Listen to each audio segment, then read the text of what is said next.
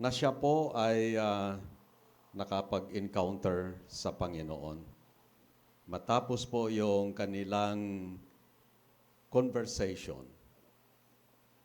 doon po inilatag ng Panginoon ang kanyang pag-iisip tungkol po sa mission. So, nawa po kayong umaga ay makuha natin ang damdamin ng Panginoon. Kung baga, tayo ay sumama sa pag-arok, no, sa damdamin ng Panginoon para maunawain natin kung ano ba talaga kahalaga ang mission, no, sa bahagi ng Panginoon. Okay po. So, andyan naman siguro yung passage. So, John chapter 4 at magmula po sa 31, John 4, at mga talatang 31 hanggang 38. Handa na po tayo? So, pwede naman po natin basahin dito sa screen. Ready po? Nandiyan na. Okay, begin. Samantala ay ipinamanhik sa kanya ng mga alagad na nangagsasabi, Rabi, kumain ka.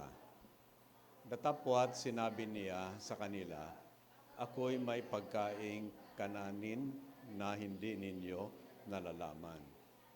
Ang mga alagad nga ay nangag-usapan, may tao kayang nagdala sa kanya ng pagkain? Sinabi sa kanila ni Jesus, ang pagkain ko ay ang aking gawin, ang kalooban ng sa akin ay nagsugo at tapusin ang kanyang gawa.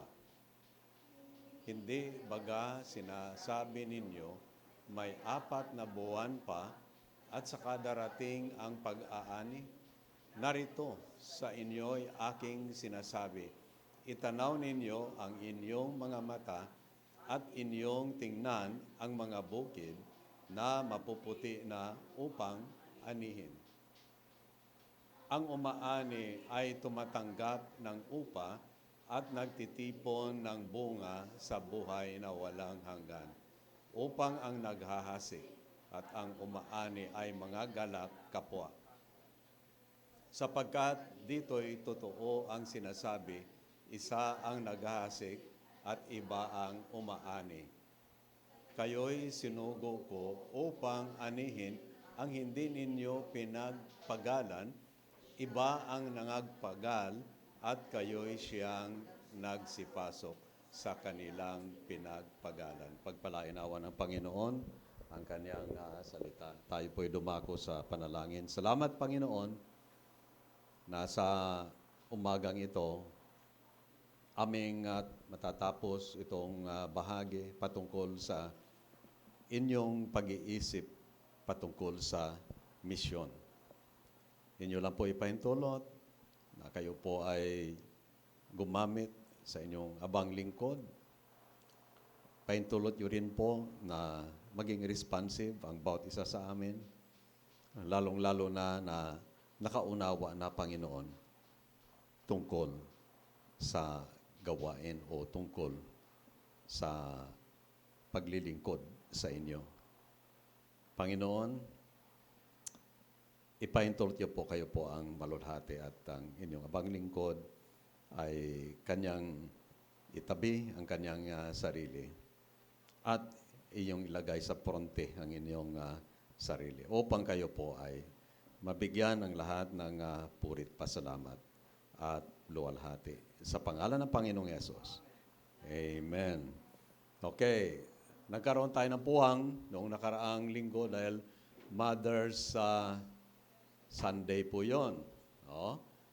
Medyo lang nakakalungkot kasi hindi gaano marami o hindi talaga, sabi natin, lahat ng dapat na mga ina ay nakarating. Ganun pa man, atin po yun ni live stream at buksan lang po ninyo, no?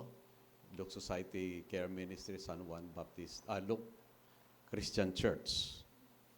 At inyo po yon ay matutunghayan o mapakinggan ninyo muli. So, yung nakaraan po ay tinalakay natin ang una lang po na bahagi. Ang background ay yung pong aking dinitalye po yon. Yung babaeng Samaritana, siya po ay unknown, walang pangalan. Pero siya ay kilala ng buong mundo na siguro. Pagdating natin sa langit, tanungin natin kung anong kanyang pangalan.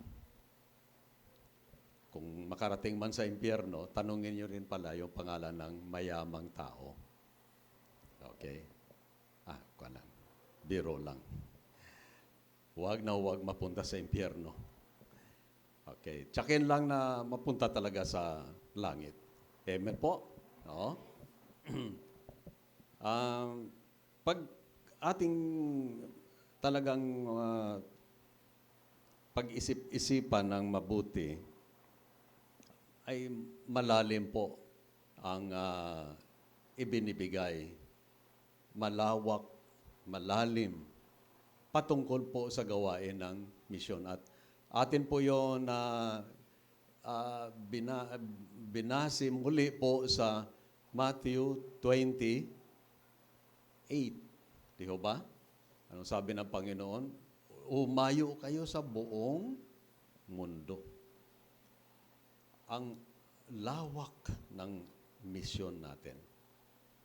At parang, alam nyo, katulad sa akin, alam ko katulad kay Pastor Joe din, no? Hindi po at ease kapag ang gawain ng misyon ay nanineglect po. No? Kasi po, ang ating mandato is no less than the whole world.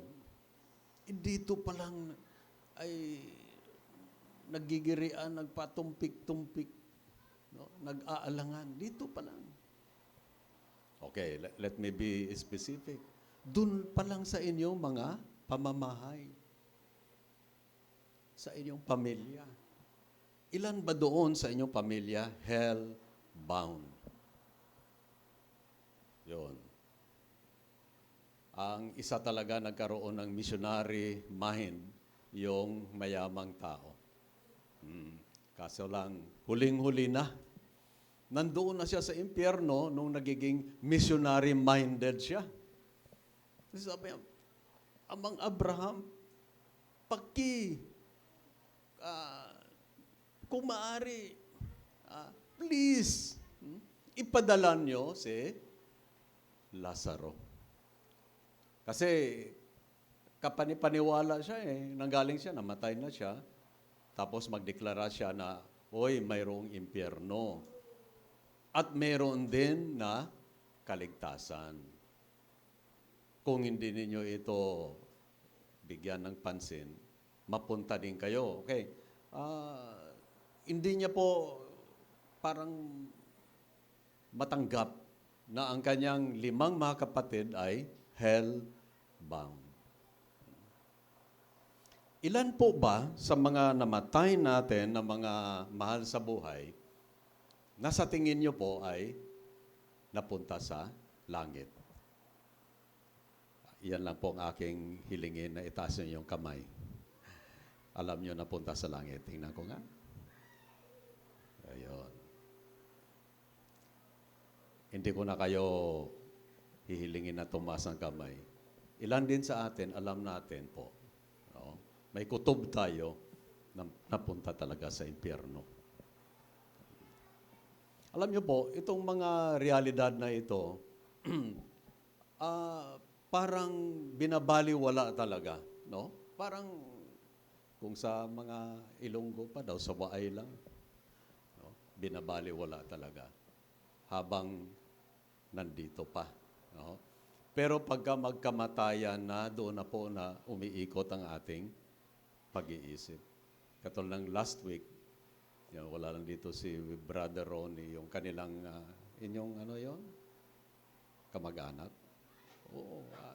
Tuwing po mayroong naka ano diyan, ah, nakahimlay sa loob ng kabaong. Oh, pasensya na, nag-iisip talaga ako, nagpunta kayo ito sa langit o nagpunta ng impyerno? Kaya nga po, ang ating pamagat ay what Christ thinks of mission. Now, balik tayo po sa ating passage sa John 4. Ang babaeng Samaritana, doon niya po naunawaan kung gaano talaga po katindi itong gawain ng misyon. Kasi sinabi ng Panginoon sa kanya, kung alam mo lang kung sino ang nagsasalita sa iyo, hihingi ka sa kanya ng tubig na wala ka ng kauhawan. So ano na pong ibig sabihin yan? Siyempre po, buhay na walang hanggan, kaligtasan. In other words, ang pakay talaga, ang buong paksa talaga dito, tungkol po ito sa mission. Kung basahin niyo po sa unang bahagi ng verse 1, ang binabanggit diyan sa ano po yan, King James, Christ must needs go through Samaria. Dapat siya ay dadaan talaga doon sa Samaria. Bakit po? Dahil may isang kaluluwa roon na handa na ang kanyang puso. Yun pong babaeng Samaritana. At yan po ang aking sinachallenge sa mga young people. Tapos na sila nag-training, pwede na sila actually mag-start ng discipleship. Pray lang, pray kayo. Unang, of course, pagpipray nyo yung inyong mga mahal sa buhay. Tapos yung inyong mga kaibigan, no?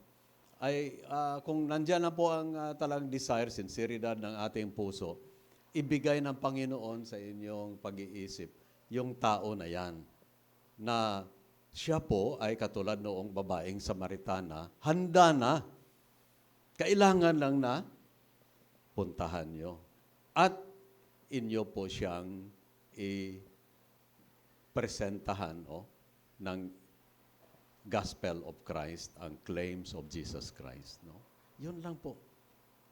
Alam niyo mga kapatid, nabanggit ko ngayon, ilang beses ko na nabanggit ang dami na palang tao dito sa, ayun ko lang kung Brother Toto, ilan na kaya ang population natin dito? Napakarami talaga na. Nung una kami dumating dito, ilan lang, mas marami pa yata ang aso. Pero ngayon sobrang dami talaga ang tao. Now, kagabi po ay, kasi Sabado naman, ay may mga happenings dyan, dito, mayroong inuman. Nagulat ako. Ang nag-iinuman, kaedad ni Jilay. Ikaw, Jilay. Ilang taong ka na, Jilay? 11. Yung iba siguro medyo 12, 13. Oo. Nung dumating kami, napansin nyo, ano ba ito? Nagiinuman. Mga teens lang sila. Nagiinuman. Now, yun po ang laging umiikot sa aking isipan. Ilan kaya rito po na sila hellbound, pero mayroon ng nakalaan na plano ang Panginoon sa kanila na kanilang kaligtasan. Kaso lang, walang pupunta sa kanila. See? Nakita niyo pong point natin, no? At wala pong habas yung pagkamatay ng mga tao. Walang tigil. Sunod-sunod, araw-araw. Kung sakto pa po yung statistics, kasi noon pa yan na aking hinahawakan. Every day, meron pong 360,000 buong sanlibutan yan, namamatay So kung ilan nandito, ilan ang namatay dito, hindi ko po masyadong ano yan, no? Na research. Pero ito po, no? ah, atin pong ilalatag ito, marami pong mga Samaritana, ika nga, hindi naman Samaritana talaga, literally. Marami dito na katulad ng Samaritana na sila po ay naghihintay lang. Amen po? Ha? Yan po ang misyon. Isa din po na aking identify o aking ipalabas talaga na ang misyon, ang misyon para doon sa mga inihanda ng Panginoon.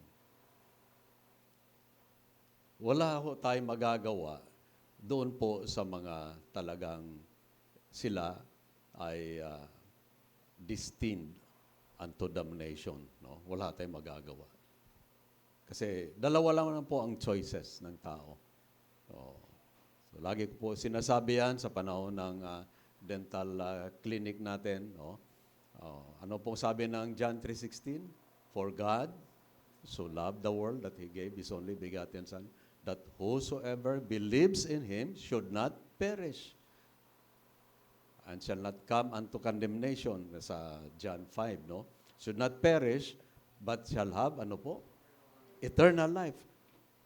Kung yung hindi nag-believe, at meron talaga na hindi ho maniwala o hindi sila talaga lalapit sa Panginoon, ay ano po ang mangyari? Eternal damnation.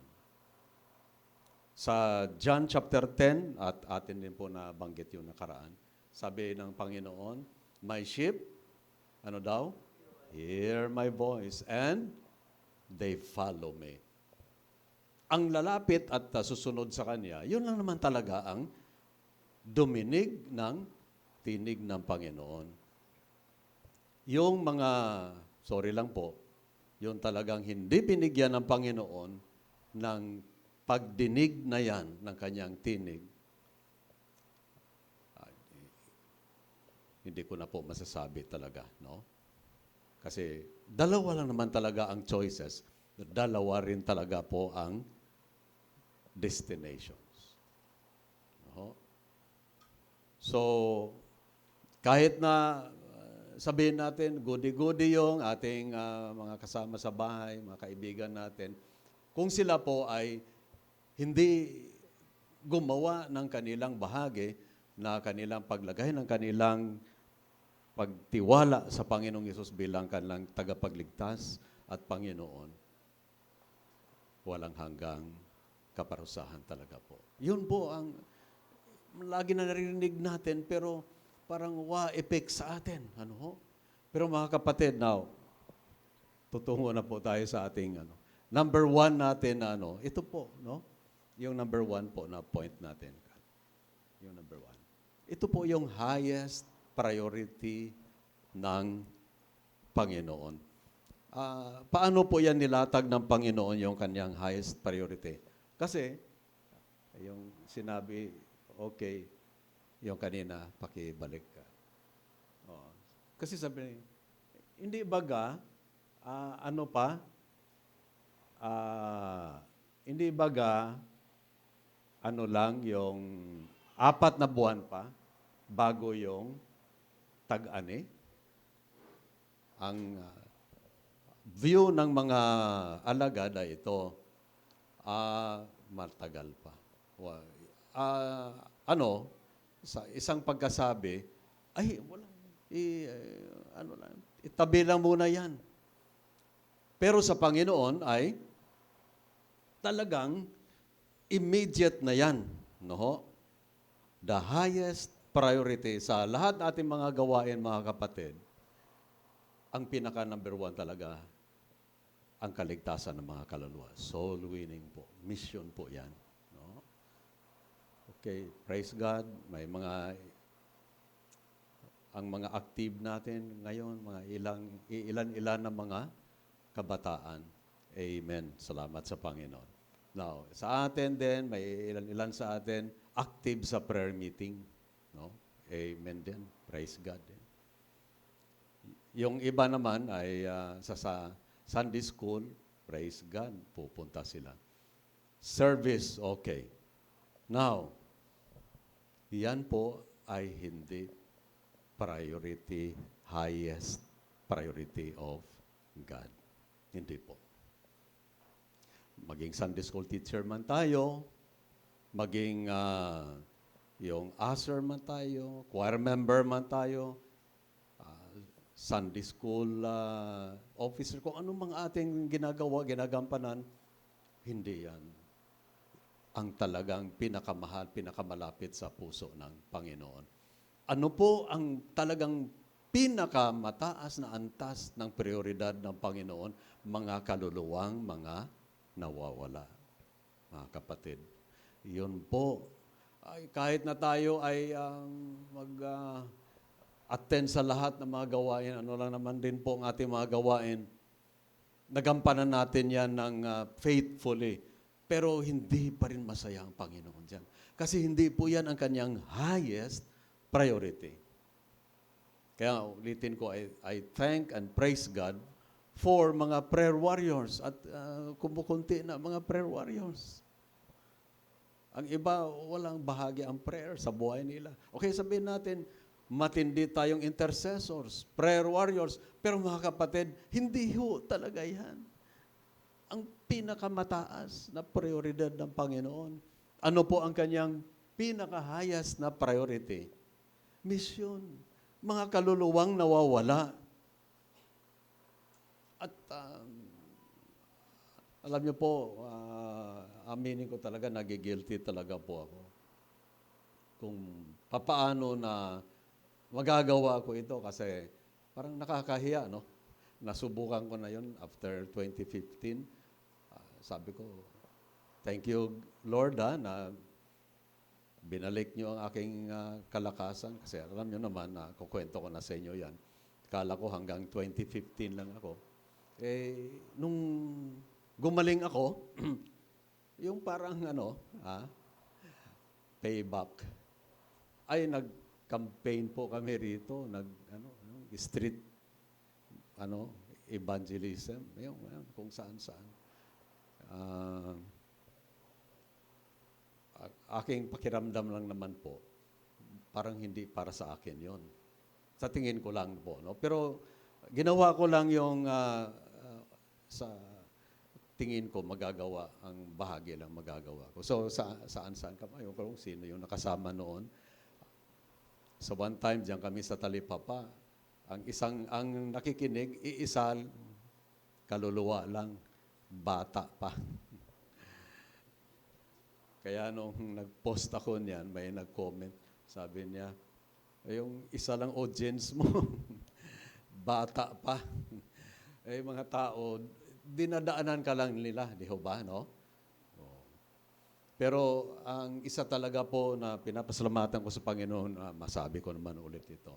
Kasi 3 times a week, meron tayo dito na yung dental clinic.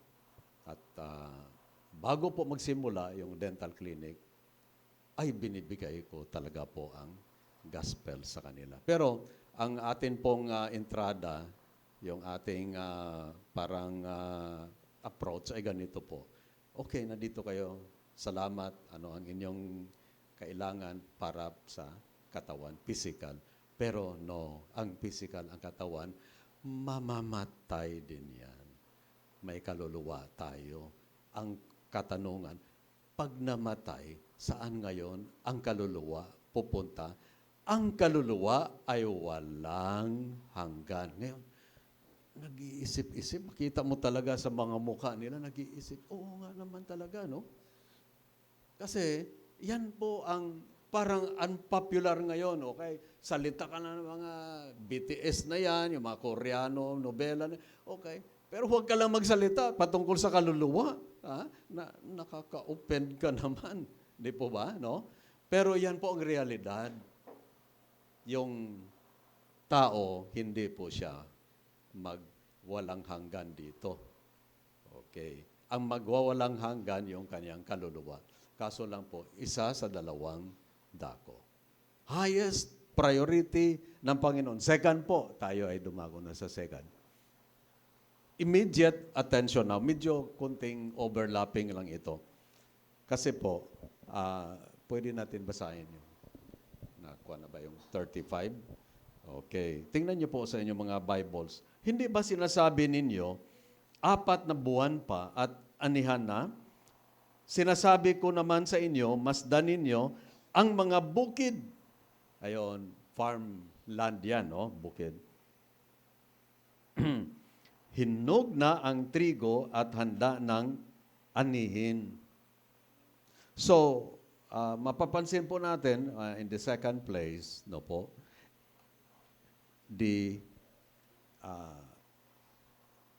ano yun, kasi iba yung aking point. Yung second point natin, pangalawa, immediate attention. Yung priority in the matter of yung time sequence. Pag sabihin natin, immediate attention, the matter of time. Ano po ang ating, ang pinaka, natin? Bigyan ng attention, pinaka-focus natin po, ano po? Yung harvest. At ang harvest, sa context, ay wala nang iba, kung hindi po ang mga kaluluwa. Mission. Ang tatlong mga bagay dito, una, misconception ng mga disciples. Sabi nila, number one misconception nila, ang mission ay hindi agad-agad gagawin. Does not need immediate attention. Now, ang kanila naman na rasyonale, 4 months pa. Ibig sabihin, uy, matagal pa yan? Saka na lang yan. Siguro, 2 years from, 3 years from. No, sabi ng Panginoon, right now, gawin nyo na ang gawain ng misyon.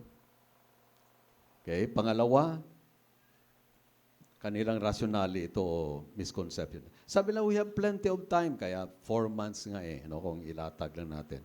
At ang pangatlo, sabi nila, ay, hindi pa ready ang mission field.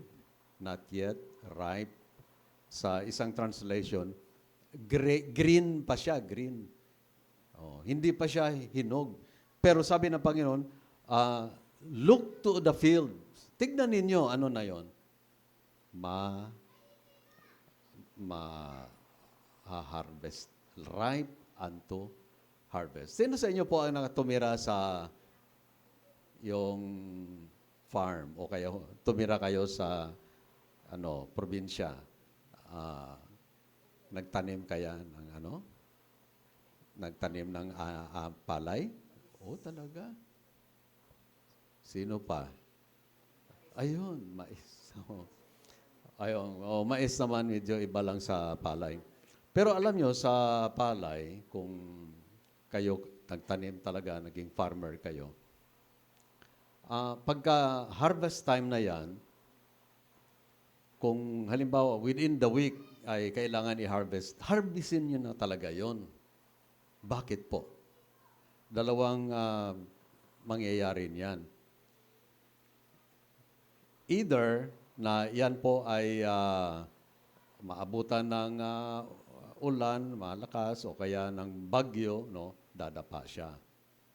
Pangalawa, ang pala po, ang stock, yung puno ng palay, pag marami na po na bunga, bumababa. Pag sa sandali na ang palay ay lumapat na sa tubig, wala na yan. Hindi mo na yan mapakinabangan. No? At ang isa pa, pangatlo, yung mga daga. Maya. 3 na mga competitions. No? Itong pangatlo, ito ay matindi ito. May mga nagnanakaw, mga daga, mga maya. At kung matagal-tagalan yan sila, maaring sila ay i-snatch ng diablo.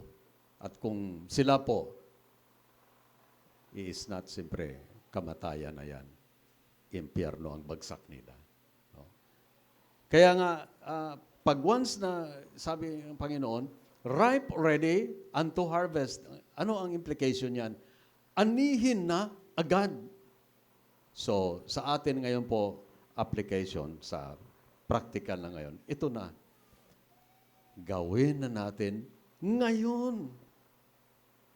So, matagal na tayo nag-i-emphasize tungkol po sa mag-invite tayo. Yan ang initial lang na attempt.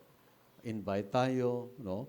Kasi kung nakapakinig sila, so, nalibre mo na yung sarili mo sa pag-share sa kanya. Kasi, ang nag-share, yung nagbigay ng gospel at saka ng invitation.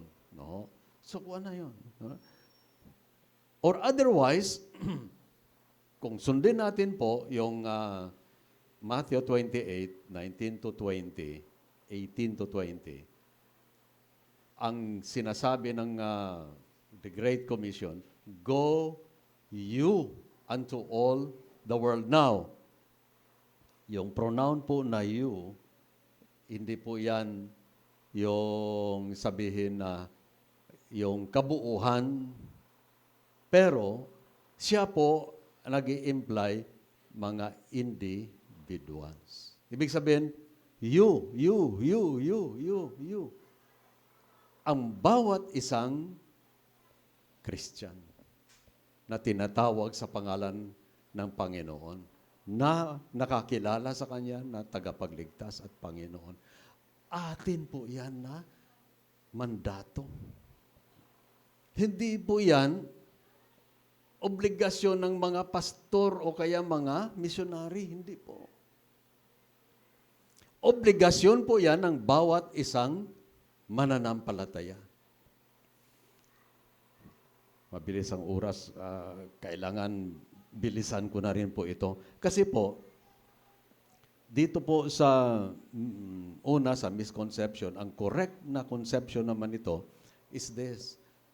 Because the harvest is perishable. Na wawala o kaya nasisira. Agad. O yan, na-illustrate ko na kanina sa inyo. Kapag harvest time na, kayang period na yan, week na yan, i-harvest. Harvestin mo na talaga. May tama ba ko? Sister Elena, nagtanim kayo? Hindi biro yan. Lagi kayo maghapon na kayo ko. Pero totoo po yan, no? Ika nga natin, masyado talaga graphic yung, masyado talagang malinaw yung pagkalatag ng Panginoon. Pinipaint niya, pinipicture niya sa atin kung ano yung kanyang damdamin sa misyon, no? Sa pamagitan ng harvest. Ay, sabi ng mga disciples, Panginoon, ay, kalma ka lang, 4 na buwan pa, cool ka lang. Pero sabi ng Panginoon, ay, now, right now. Okay. At isa, yung sabi ko na, perishable. Kasi po, mga kapatid, are you ready? Hindi nyo malalaman yung loved one ninyo, bukas ka makalawa, patay na. Hindi ko kayo tinatakot, pero totoo po yan, nangyari yan sa amin. Hindi po namin talaga akalain na yung aming pinakabunso at kaisa-isang lalaki, mawala siya sa amin. Kaya napakasakit po nung time na yun na nalaman namin. Ang aga nila pumunta dito, ano bang pakay nyo? Ang aga nyo nagpunta, 7 pa. Ang sarap ng tulog namin kasi laging pupuyat. Yung huli lang po namin nakita, Sabado, kumain dito yung si Kurt. Kumain siya dito sa amin. Sabado po yan. 9 ng March po yan, 2021. So, nagpunta siya rito, kumain sa amin. Yung may COVID na pala siya. Kaya siya nag-concern din kasi nung nagpa-test at siya ay naging positive, nag-ano agad sa amin, nag-message. Magpa-check kayo, mag-ano kayo. Ang yung sasakyan, yung ano yan, linisin nyo. Kasi baka may mga kanya kasi ginamit niya yun hiniram niya nung Sabado. Lunes. Ay, nagatid pa ako pala ng pagkain sa kanya nung Lunes. Pero, distansya amigo na. Uy, inabot ko ganon. Pero wala talaga po ako iniisip na kung ano, laki ng aking paniniwala, bubuhayin siya ng Panginoon. Sabi ko, Panginoon, binigay niya sa amin. Alam ko, bigyan niyo siya ng magandang pagkakataon kinabukasan. Pero Biyernes po ng madaling araw, Lunes, so matter of 5 days. Pagdating po ng Biyernes, ang aga-aga nila dumating dito sa amin. Nagulat ako. Gulat kami. Pero, kwento-kwento, gano'n, gano'n. Tapos yung isang anak, si Beryl, nagsabi, may tibanyo lang sarili, may sasabihin kami. Sabi, medyo na ako nagkutob na ako. Sama yata itong sasabihin. Wala na si Toto. Toto kasi pangalan nila. Ha? Naku po, pasensya, pero talaga pong parang bumagsak yung sanlibutan namin doon sa nangyari. Mga kapatid, ang point ko lang dito ay ito. Kasama pa natin yung mga loved ones natin, ating mga kaibigan, pero perishable yan. Perishable goods yan. Anytime, mawala yan sila sa ating kalagitnaan. Yung mga kaibigan natin, mga kakilala natin, atin po yan silang responsibilidad. No? Cargo natin yan sila. Sinasabi ko na palagi. Now, by the way po pala, bago ko makalimutan, sa Sunday, sana si Pastor Joe, kaso lang, birthday, out of town. Okay. Sa next Sunday, sa last Sunday, evangelistic Sunday natin. Magdala kayo ng mga nawawalang kaluluwa. Amen po ba? Amen, amen lang kayo. Pag kayo lang mag-isa.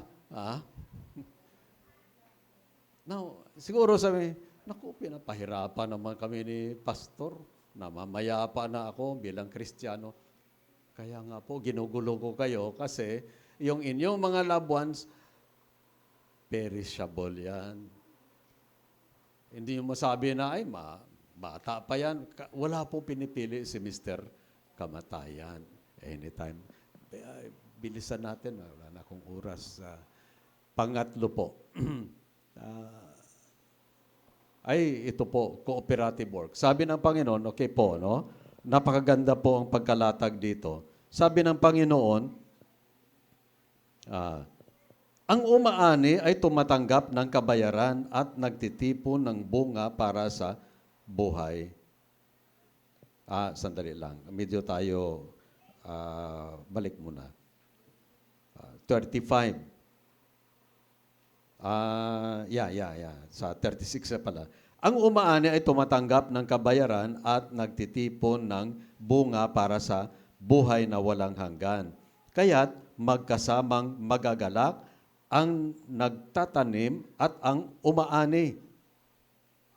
Dito nagkakatotoo ang kasabihang iba ang nagtatanim at iba naman ang umaani. Isinusugo ko kayo upang anihin ang hindi ninyo itinanim. Iba ang naghirap dito at kayo naman ang umani ng kanilang pinaghirapan. May partnership po rito. Cooperative work partnership. Ano po ang point dito? Ito po. Pwede kayo mahulog sa isa sa dalawa. Kayo ang naghahasik. Ayan. Okay, sige lang. Wala tayong nakikita na nagresponde. Ngayon, parang tigas ng puso ng tao. Di ho ba? No? Parang hindi tayo pinapansin. Nag-witness kayo, jaya kayo, parang walang response. Iyon po ay seed sowing. Now, ang isa rin po na kategorya dito na maaaring gamitin ng Panginoon, yung pong nag-aani. Ano ang kanyang inaani?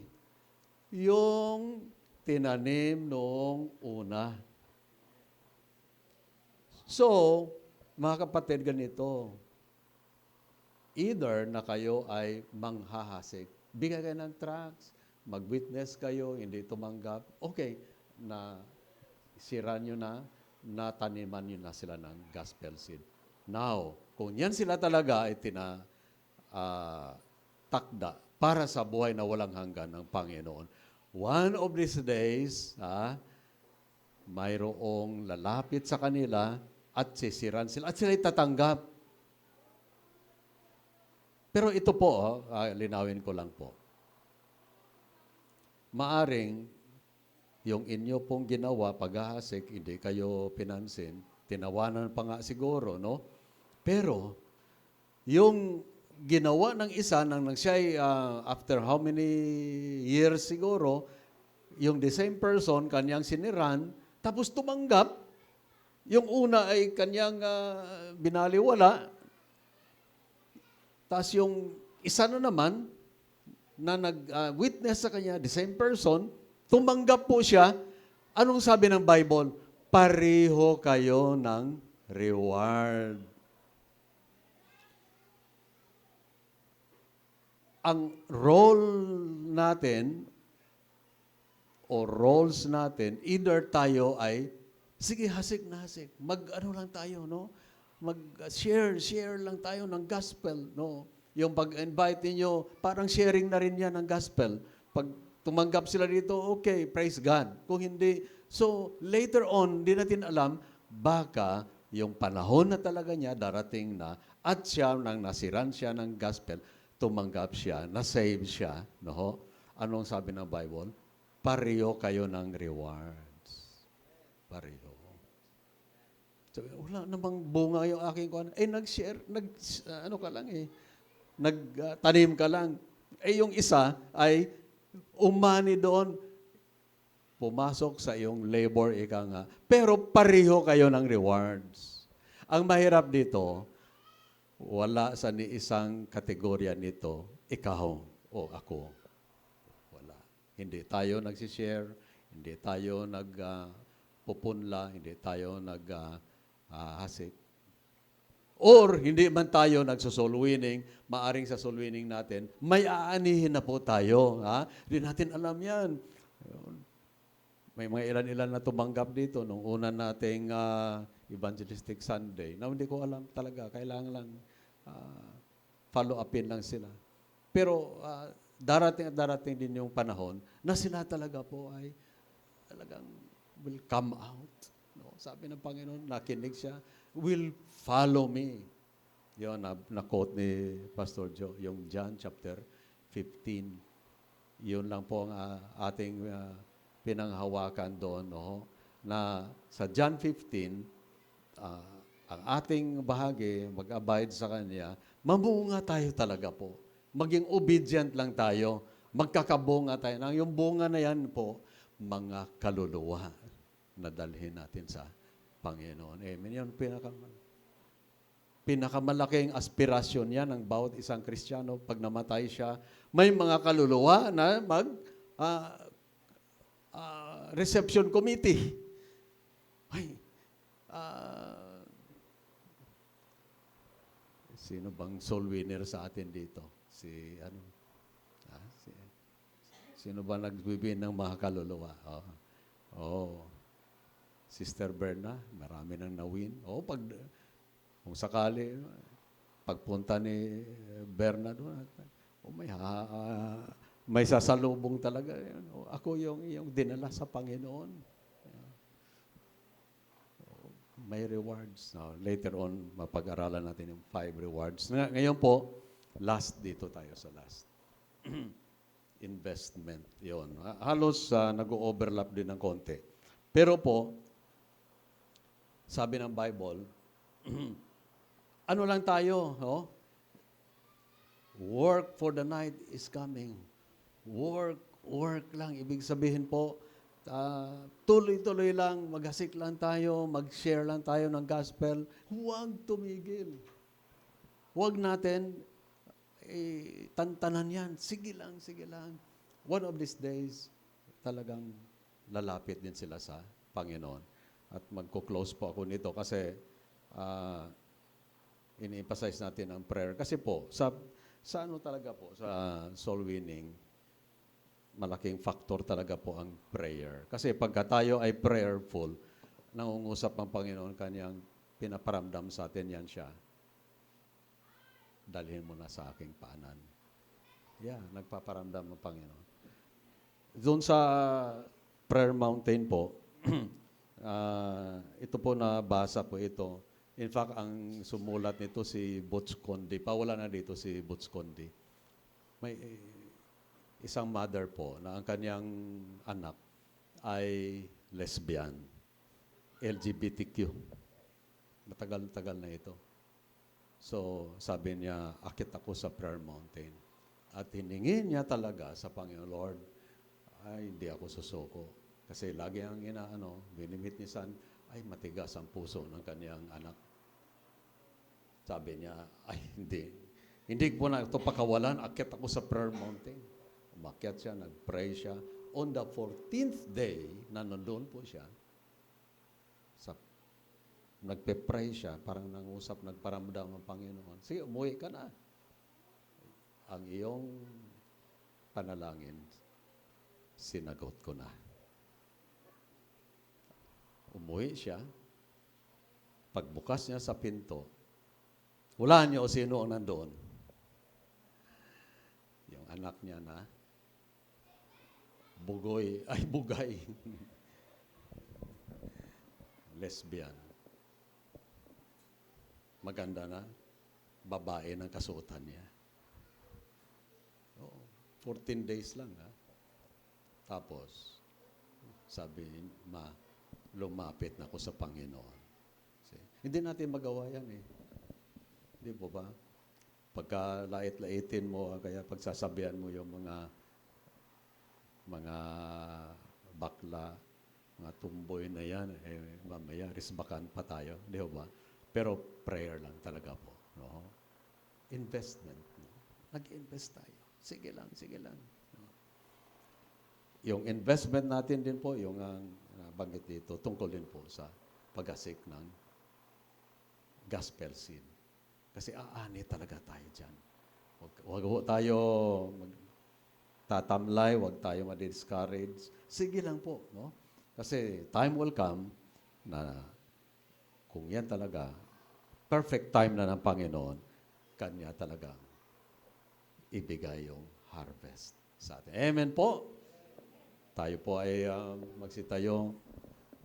Kung mayroon sa ating kalagitnaan na hindi pa siya nakakilala talaga sa Panginoong Yesus, nakatitiyak ng kaniyang kalagayan, kung ikaw ay mamatay, ikaw ay mapunta ba sa langit?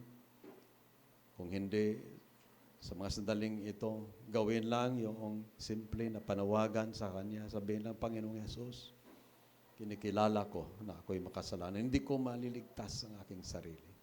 Panginoong Yesus, binubuksan ko aking puso. Inanyayahan ko ikaw. Tinatanggap ko ikaw na aking tagapagligtas at Panginoon. Pumasok ka, Panginoon, sa aking puso.